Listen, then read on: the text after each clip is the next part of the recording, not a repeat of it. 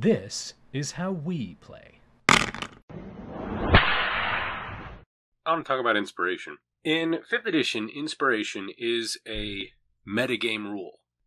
When your players act within certain behavioral characteristics of the character as they are recorded on the sheet, the Dungeon Master is to reward the player with Inspiration. This is extremely metagame. And in fact, this being the way that the rules operate as written is problematic for the way that people have a tendency to define metagaming or to use the concept of metagaming at a table, or the notion that it's always wrong. The use of the mechanic can vary. In some cases, because it is a metagame reward that is given to the player rather than the character, there are tables that have the inspiration used in that way. Use your inspiration in order to gain advantage on a roll. It seems to be the way that most people use it.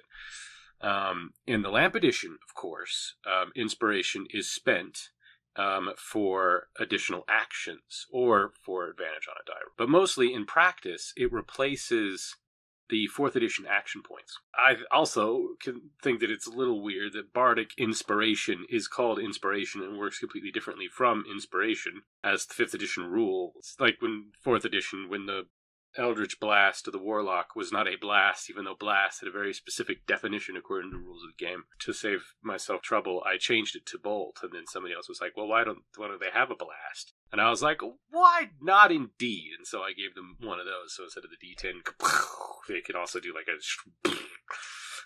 this huge woof of just the same damage that an Eldritch Blast would do without the range, but very close up, sort of shotgun version. Which is all very Yusuke Urameshi? Yu Yu Hakusho.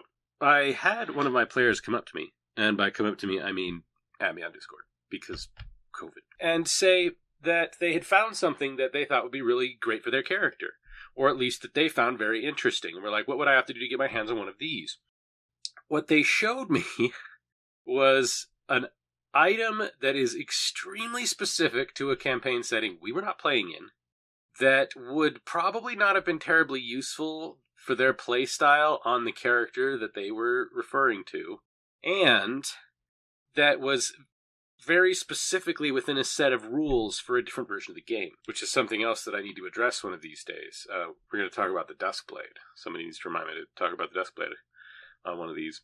These rules were very specific to 5th edition, and probably couldn't be effectively emulated within the Lamp Edition system of Dungeons & Dragons. What I want to say is, no, obviously, but why is that so interesting? Because it's not the way that character runs, so that can't be the answer. It can't be the way that it fits neatly within the world, right? Because we're not on that world. And it can't be the very specific to 5th edition rules that it took advantage of. What inspired them about it? Why was it that interesting to them in the first place? And so what I want to leave you with, having understood that, is, from my perspective, is that inspiration is not the end of the journey, it's the beginning. When you find something that inspires you, don't say, I want to bring this into my game. You have to figure out why that inspires you. And then you use that in order to express yourself within the game in terms of the character or the world or the story or whatever it is. Backstory, world story, overarching narrative. So what we need to be able to do whenever we see anything that's like this, a magic weapon that's totally inappropriate or that our character couldn't use, anytime we see something in one of these books, what is it about the stuff that you're finding that inspires you? Finding something is easy. But what you're missing out on here is the opportunity to decode the feelings that it gives you and the things that it expresses to you and the things that it makes interesting to you. So what is it about that process that is so intriguing then? Because it's certainly not that it's the best decision to make under the circumstances, or it doesn't help you statistically. What is it that it does do? It inspires you, right? So use that to go to the next step. Because right now, I feel like the vast majority of gamers are coming in here and saying, this seems really interesting to me.